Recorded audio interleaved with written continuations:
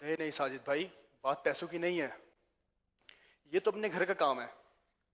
آپ ایسا کریں، مجھے اپنے گھر کے سب ڈاکومنٹس بھجوا دیں، میں کل ہی اپنا کام شروع کر دیتا ہوں. یہی تو مسئلہ ہے، جب تک وہ اس دنیا سے جائیں گے نہیں ڈاکومنٹس نہیں مل سکتے. نہ مرتے ہیں نہ جان چھوٹتی ہے. ساری زندگی نہ کوئی جائیداد بنائی نہ کاروبار کیا. جی آج آ کے گاڑی تو ہے، وہ بھی کہتے ہیں کہ اپنے جیتے جی بیچنے نہیں دوں گا. ایک ہی بات کی ضد لگا رکھی ہے، کہتے ہیں کہ میرے جیتے جی مکان نہیں بکے گا اور مرنے کے بعد بھی حصہ شریعت کے مطابق تقسیم کیا جائے گا. اگر ہم بہنوں کو حصہ دے بھی دیں تو کس منہ سے ملیں گی وہ پھر ہمیں؟ جینا مرنا تو ختم ہوا نا پھر. بہنوں کا حصہ تو ایسے کہتے ہیں جیسے ہمارے لیے فیکٹریاں بنگلے چھوڑ کے جا رہے ہیں. جی وکیل صاحب آپ کوئی ایسا پیپر تیار کریں کہ مکان ہمارے نام ہو جائے. بہنوں والا معاملہ ہم دیکھ لیں گے. ہمیں بھی تو اپنی زندگی سکون سے گزارنی ہے نا. نہیں نہیں ساجد، ایسا نہیں ہوتا. مرنے کے بعد قانونی اور شرعی طور پر بہن کو حصہ دینا ہوتا ہے. اس کا کوئی اور حل ہے تو بتائیں، ایسے تو ہمارے ہاتھ کچھ نہیں لگے گا. ہاں ایک حل ہے، باپ کے جیتے جی ان کا مکان اپنے نام لکھوا لیں. اس کے لیے کیا کرنا ہوگا؟ زیادہ کچھ نہیں، میں آپ کو ایک پیپر تیار کر کے دوں گا، اس پہ صرف دستخط کروانے ہوں گے. ٹھیک ہے. بہت مشکل کام ہے. خیر، گھی سیدھی انگلی سے نہ نکلے تو انگلی ٹیڑھی کرنی پڑتی ہے. دیکھ لیں، جیسا ٹھیک لگے مجھے بتا دے گا، میں حاضر ہوں. ابھی مجھے ایک میٹنگ کے لیے جانا ہے، دیر ہو رہی ہے.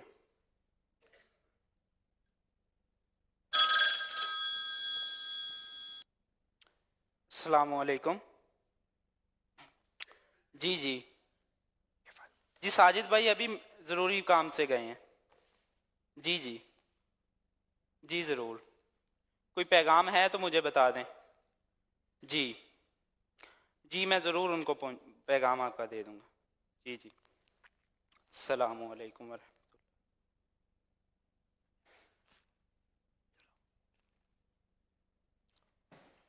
میری بات سن بیٹا، ایسا نہ کر، میں آپ کو بول رہا ہوں ایسا نہ کر.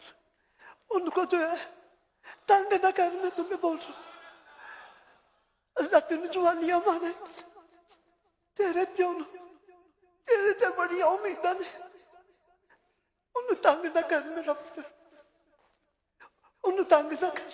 میری بات سن میری. مجھے کوئی بات نہیں سنی. اس پہ سائن کریں اور مکان میرے نام کریں. بیٹا مرنے کے بعد سارا کچھ تیرا ہی ہے بیٹا، تیرا ہی. اگر یہ بات ہے تو بہن کو اس میں کوئی حصہ نہیں ملے گا. ان سب کو بتا دیں. بہنوں کا حصہ ہوتا ہے بیٹا، ہوتا ہے بہنوں کا حصہ. جب شریعت نے ان کو حق دیا ہے تو ہم کون ہوتے ہیں ان کا حق چھیننے والے؟ ان کا جو حق بنتا ہے نا میرا پتر، ان کو دے دو. جو تمہارا حق ہے وہ تم لوگ رکھ لو، تم لوگ رکھ لو. میں کہتا ہوں گھر کا سکون برباد نہ کر میرا پتر، گھر کا سکون برباد. میں گھر کا سکون برباد کر رہا ہوں؟ میں جگرا آپ سب لوگوں نے میری بات نہ مان کے شروع کیا. بہن کی شادی کی، اس کو جہیز دیا، ساری زندگی وہ اس گھر میں سکون سے رہی، کسی چیز کی کمی نہیں آنے دی. اور مکان میں بھی حصہ دینا ہوگا. عجیب دماغ خراب کر کے رکھا ہوا ہے آپ لوگوں نے. نہیں بیٹا، دماغ خراب، ٹھنڈے ذہن سے سوچ. تیاں تیاریاں ہوتی، گھر والے کہتے ہیں برائیاں ہوتی ہیں. جب شادی ہو جاتی ہے وہ کہتے ہیں برائے گھر سے آئی ہے، نہ ان کا وہ گھر نہ ان کا یہ گھر. تیاں تیاریاں ان کا حق بنتا ہے بیٹا. جب قرآن نے ہمیں یہ تعلیم دی ہے کہ کسی کا حق نہیں رکھنا چاہیے، تو جو میرا بیٹا اس کا حق بنتا ہے نا اس کو دے دے. میرے مرنے کے بعد یہ سب کچھ آپ کا جو ہے نا، سب کچھ آپ کا ہے. میں کہتا ہوں اس کو چھوڑ دے، جو اس کا حق بنتا ہے اس کو دے دے. یہ سب کچھ ادھر ہی رہ جانا ہے پتر، ادھر ہی رہ جانا ہے سب کچھ. ایک ایک کر کے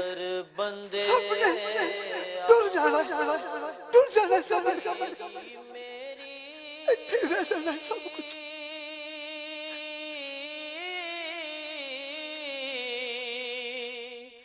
نہ میری نہ تیری اے دنیا چار دہاڑے اے جوگی والی پھیری اے دنیا چار دہاڑے اے جوگی والی پھیری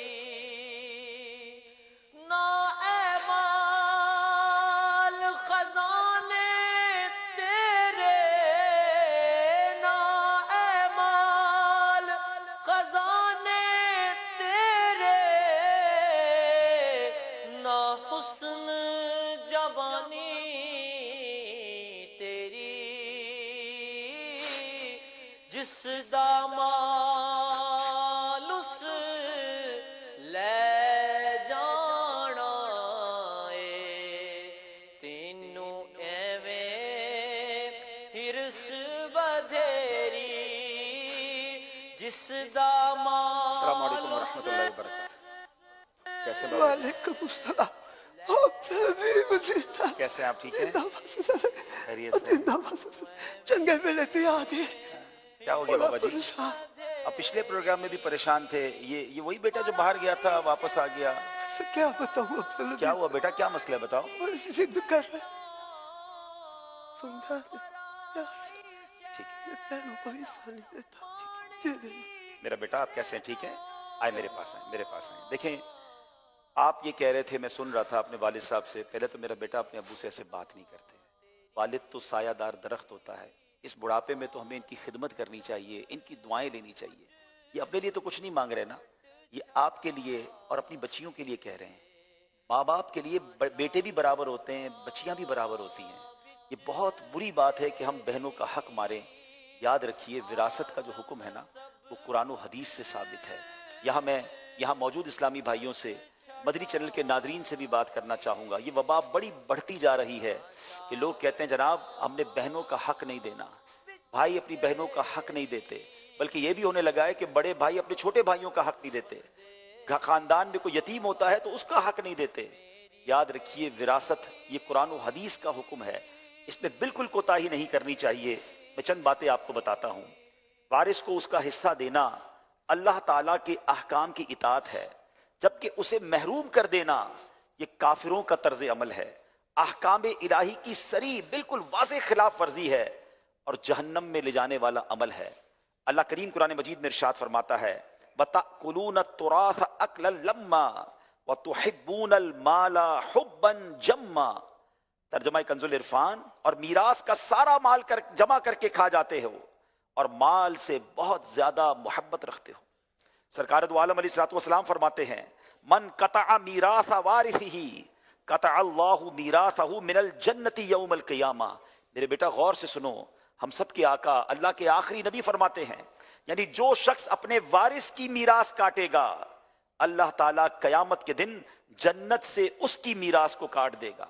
آج میں کسی کا مال دبا لوں اور مجھے جنت میں جانے سے ہی روک لیا جائے، اس مال کا کرنا کیا ہے؟ ارے بہنیں تو بھائیوں کا مان ہوتی ہیں، ان کو حق دیجئے، اللہ آپ کے مال میں برکت ڈال دے گا. وراثت کے مسئلے میں سنگین ترین صورتحال، یتیموں کو وراثت میں محروم کرنا ہے، انہیں حصہ نہ دینا ہے. اللہ تعالیٰ قرآن مجید میں ارشاد فرماتا ہے ان الذین یأکلون اموال الیتامی ظلما انما یأکلون فی بطونہم نارا وسیصلون سعیرا. آسان ترجمہ قرآن کنز العرفان، بے شک وہ لوگ جو ظلم کرتے ہوئے یتیموں کا مال کھاتے ہیں وہ اپنے پیٹ میں بالکل آگ بھرتے ہیں اور ان قریب یہ لوگ بھڑکتی ہوئی آگ میں جائیں گے. ہم کیسے جہنم کی آگ کو برداشت کر سکیں گے؟ اگر پیٹ میں آگ بھر لیں گے تو برداشت کیسے ہوگا؟ حضرت ابو سعید خدری رضی اللہ تعالیٰ عنہ سے روایت ہے، رسول اکرم صلی اللہ تعالیٰ علیہ وسلم نے ارشاد فرمایا، میں نے معراج کی رات ایسی قوم دیکھی جن کے ہونٹ اونٹوں کے ہونٹوں کی طرح تھے، ان پر ایسے لوگ مقرر تھے جو ان کے ہونٹوں کو پکڑتے پھر ان کے منہ میں آگ کے پتھر ڈالتے جو ان کے پیچھے سے نکل جاتے۔ میں نے پوچھا ہے جبرائیل یہ کون لوگ ہیں؟ عرض کی گئی یہ وہ لوگ ہیں جو یتیموں کا مال ظلم سے کھاتے ہیں۔ ہم کیسے یہ جہنم کا عذاب برداشت کر سکیں گے؟ اے میرے پیارے اسلامی بھائیوں، مدنی چینل کے ناظرین، یہ تو ہم نے ایک فرضی خاکہ کیا ہے، مگر دل دکھتا ہے جب یہ باتیں سنتے ہیں۔ ہمیں لیٹر آتے ہیں، میسیجز آتے ہیں، ان بہنوں کے میسج آتے ہیں کہ ہمارے پاس کھانے کو نہیں ہے، ہمارے بھائیوں کے پاس فیکٹریاں ہیں، گاڑیاں ہیں، مگر کہتے ہیں تمہیں وراثت میں حصہ نہیں ملے گا۔ آج نہیں دو گے کل کیسے جواب دو گے؟ یتیموں کا لوگ مال کھا جاتے ہیں۔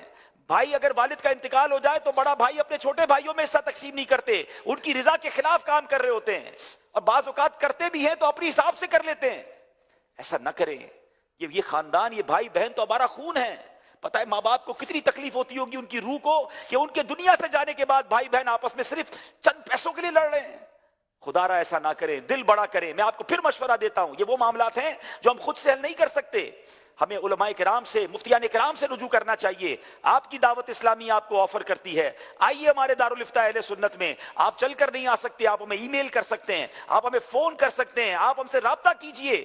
آپ کو آپ کے پورے خاندان کی وراثت کا پورا حساب ہم بنا کے دیں گے، مگر ایک نیت کر لیں، ایک ایک روپیہ وارثوں کا ہم دیں گے، کسی کا حق نہیں دبائیں گے۔ یہ مال حرام ہے، جہنم میں لے جانے والا کام ہے۔ تو میرے بیٹا اب آپ بھی نیت کر لیں کہ انشاءاللہ اپنی بہن کو انشاءاللہ حصہ دیں گے۔ ابو سے معافی مانگے بیٹا، ابو کا ہاتھ چومیں، بابا جی یہ تمہارا بیٹا ہے، انشاءاللہ اب فرما بردار ہو جائے گا۔ آپ دونوں پھر قافلے میں سفر کریں انشاءاللہ، ٹھیک ہے؟ ماہ قافلہ چل رہا ہے، آپ اس شکرانے میں ان کو قافلے میں لے جائیں۔ یہ بہن کو حصہ بھی دے گا اور انشاءاللہ آگے جا کے اللہ آپ کو حیاتی دے، اس کے بعد اپنی بہنوں کا خیال بھی رکھے گا۔ ماشاءاللہ، بہت بہت شکریہ۔ انشاءاللہ اللہ سلامت رکھے، بہت شکریہ، جزاک اللہ۔ نہ میری نہ ہائے ہائے، تیری، اے دنیا چار دہاڑے، اے جوگی والی پھیری۔ بڑے مسائل ہیں ناظرین۔ پراپرٹی کا ریٹ نہیں آ رہا اس لیے نہیں بیچ رہے ہیں۔ ایک بھائی بیچارہ، میں خاندان کو جانتا ہوں، ان کے والد صاحب کروڑوں روپے کی جائیداد چھوڑ کر گئے۔